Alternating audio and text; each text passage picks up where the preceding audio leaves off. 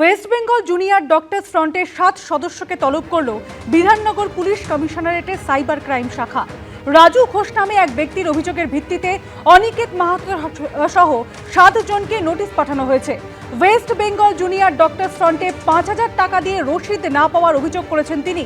তার অভিযোগ, অনেক জুনিয়র চিকিৎসক নিজেদের ব্যক্তিগত অ্যাকাউন্টেও ফান্ডের টাকা নিয়েছেন, আর এই টাকা কোথায় ব্যবহার হয়েছে তা জানতে চেয়ে পুলিশের দ্বারস্থ হয়েছেন তিনি।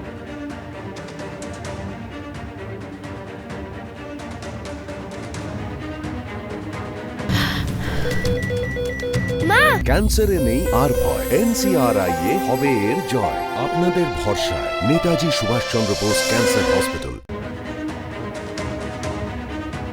অভিযোগটা হলো যে West Bengal junior doctor front যারা অভয়াকে বিচার পাই দেওয়ার জন্য মুভমেন্টের সময় তাদের সোশ্যাল মিডিয়া এবং বিভিন্ন হোয়াটসঅ্যাপ গ্রুপে কিছু কিউআর কোড এবং কিছু অ্যাকাউন্ট নাম্বার দেখা যায়, যেখানে তাদেরকে বলা হয় যে এই আন্দোলন চালিয়ে যাওয়ার জন্য তাদেরকে ডোনেট করতে।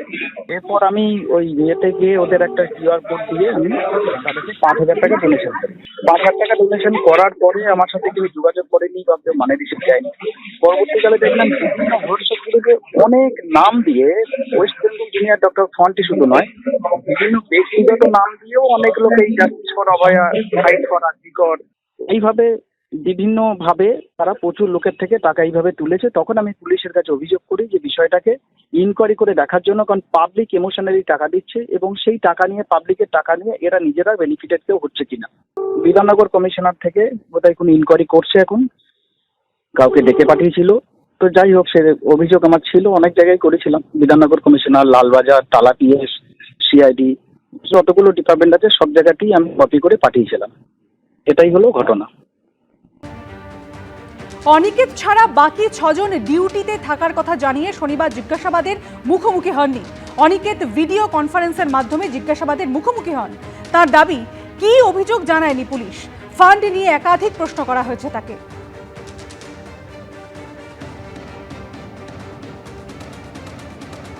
West Bengal junior doctors front আন্দোলনের ধারাবাহিকতার জায়গা থেকে তৈরি হয়েছে।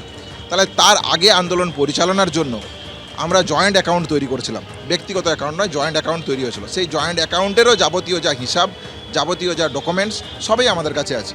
সেটারও অডিট অন প্রসেস, সেখানে অডিট কমপ্লিট হলে যাবতীয় তথ্য রাখতে পারবো। ফলে অভিযোগ কপি যদি লিপি যদি দেওয়া হয়, তাহলে এখনও আমরা পাবলিক ডোমেনে তার সদুত্তর দিতে পারবো।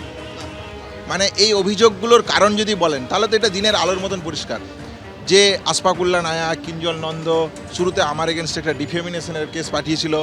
এই এখন বর্তমানে West Bengal junior doctors front, RG Kar, RDA এবং মেডিকেল কলেজে এই সামগ্রিকভাবে 7 জনকে ডেকেছে। তাহলে এটা তো একটা ধারাবাহিকতা পরিষ্কার। এই আন্দোলন মানুষের মধ্যে যে বিবেক, মনুষ্যত্ব, মূল্যবোধের জন্ম দিয়েছে, নৈতিকতার জন্ম দিয়েছে, যে এই আন্দোলন মানুষকে অন্যায়ের বিরুদ্ধে প্রতিবাদ করতে শিখিয়েছে। তাহলে সেই প্রতিবাদের ধারা যদি কোথাও একটা আটকে দিতে হয়, তাহলে এই আন্দোলনকারীদেরকে কোথাও একটা জায়গায় আটকে দিতে হবে বলে আমার মনে হয়েছে। কিন্তু যে কথাটা আবার বলছি, অভয়ার ন্যায় বিচারের দাবিতে West Bengal junior doctors front যে ধারাবাহিকতার সাথে লড়াই করছিল, সেই ধারাবাহিকতার সাথে এই লড়াই জারি রাখবে। প্রতিহিংসা নিচ্ছে। পশ্চিমবাংলায় পুলিশকে নিউট্রাল করে দিলে তৃণমূল উড়ে চলে যাবে। বিজেপি ক্লিয়ার মেজরিটি পাবে এবং বিরোধী দলে অন্যরা আসবে। তৃণমূল একটা সিটও জিতবে না, একটা সিটও তৃণমূল জিতবে না। পুলিশকে দিয়ে এই মিথ্যা মামলায় হ্যারাসমেন্ট করিয়ে রেখেছে।